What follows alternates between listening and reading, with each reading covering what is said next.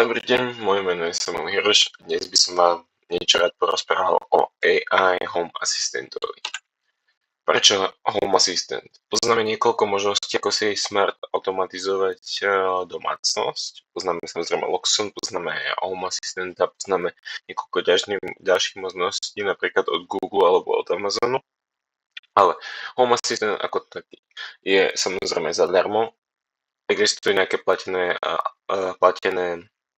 add-ony a podobne, ale vo svojej podstate Home Assistant je zadarmo, je open source, čo je výborná vec, pokiaľ chcete vyvíjať software alebo sami si customizovať, čo potrebujete. Široká voľba úprav, tým, že je open source. Samozrejme máme širokú voľbu úprav a máme veľmi veľa možností, ako si upraviť, lebo na internete, na GitHub a ostatných stránkach sa pohybuje veľmi veľa programov, ktoré umožňujú upraviť si takéto Home Assistanta a samozrejme vlastná kontrola systému. Tým, že nepotrebujeme alebo nie sme závislí na žiadnej spoločnosti typu Google a podobne, tak máme vlastnú kontrolu nad systémom a nikto nám nediktuje, ako sa ho máme nastaviť. Pokiaľ si to porovnáme s ostatnými smart technológiami alebo možnosťami, ako si spraviť smart domácnosť, tak výhodami je samozrejme úplná kontrola, ako som spomínal, väčšia knižnica programov, tým, že je open source, tak tým, že je open source, tak je oveľa jednoduchšie tvoriť programy pre Home Assistanta ako pre ostatné spoločnosti a samozrejme cena. Lenže cena je určitým spôsobom aj nevýhoda, pretože na to, aby sme mohli, áno, samozrejme, základného Home Assistanta vieme aj na niečom takom jednoduchom, ako je Raspberry Pi spustiť. Je to úplne jednoduché. Avšak pokiaľ chceme do toho zakomponovať umelú inteligenciu, a hlavne lokálnu umelú inteligenciu, tak už to bude žiadať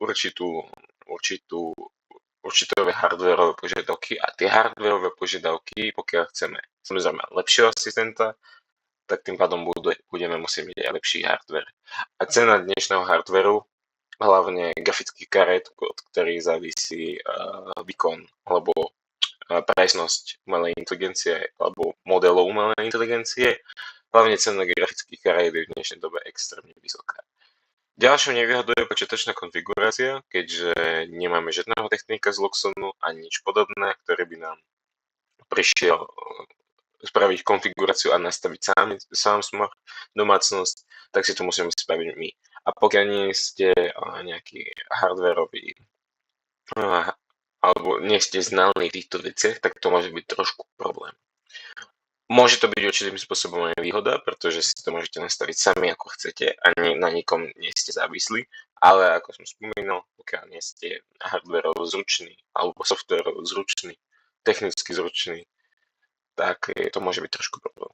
Treťou nevýhodou je Linux, aj keď je to nevýhoda veľmi ľahko viditeľná, pretože Linux, predpokladám, že Home Assistant asi nebudete na domácom počítači robiť, ale aj pokiaľ by ste chceli, tak nemáte určitým spôsobom problém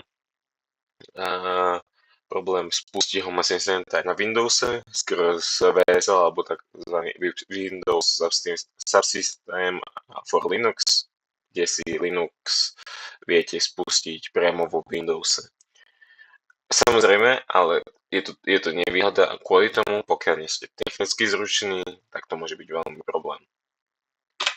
Čo dokážeme s vlastným AI asistentom? Vlastný AI hlasový asistent, pokiaľ nechceme byť závislí na Google, aj ich Gemini alebo Alexa od Amazonu, Siri od Apple a tak ďalej. Vieme si spraviť vlastného aj hlasového asistenta, kde si vieme syntetizovať vlastný hlas a používať ho takto. Lepšia automatizácia. AI dokáže poskytnúť lepšiu automatizáciu ako klasický smart domácnosť. máme lepšiu kontrolu nad smart domácnosťou a vieme spúšťať lokálne umelú inteligenciu. Čo pod tým myslíme, všetci asi poznáme ChatGPT, ale to závisí samozrejme na nejakej externej službe. Takto si vieme na silnom počítači sami rozbiehať nejaký model umelej inteligencie, ktorý by vám priamo v počítači bežal. Samozrejme je to veľmi obmedzené, aký hardware používate. Prečo smart technológia alebo smart domácnosť ako taká nestačí a potrebujeme umelú inteligenciu? Je tam lepšia adaptabilita. Čo tým myslím? Je to veľmi jednoduché. Áno, vieme v rámci smart domácnosti nastaviť veľmi neskutočne veľa podmienok, čo sa má stať, pokiaľ sa niečo stane, napríklad pokiaľ začne pršať alebo prešlo určitá hodina, tak vieme napríklad spustiť roboty. Ale garantujem vám, že môžeme nastaviť koľko chceme tých podmienok, umelá inteligencia to spraví lepšie, pretože určite nezabudneme na niečo, čo sa môže stať. A umelá inteligencia vie spraviť toto za nás. Vie kontrolovať našu domácnosť podľa najlepších schopností tej umelej inteligencie, pokiaľ napríklad nie sme doma. A to smart technológie vedia do určitej miery spraviť, ale nie až na takom levelu ako umelá inteligencia. Samozrejme máme súkromie a bezpečnosť. Nemusíme byť závislí na nejakých externých firmách, ktoré môžu napríklad Google snímať naše požiadavky, aby trénovali svoje umelé modely umelej inteligencie. Nepotrebujeme, pokiaľ s nimi nesúhlasíme, môžeme si spraviť vlastného hlasového asistenta. Širšia možnosť automatizácie. To úzko súvisí s cross-platform kompatibilitou, keďže nie každý software, napríklad v Loxone, je kompatibilný s ďalšími programmi.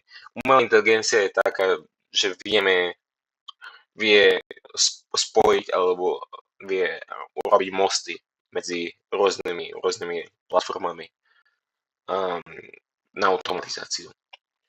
A tým by som sa s vami rozlúčil. Ďakujem vám za pozornosť a dovidenia.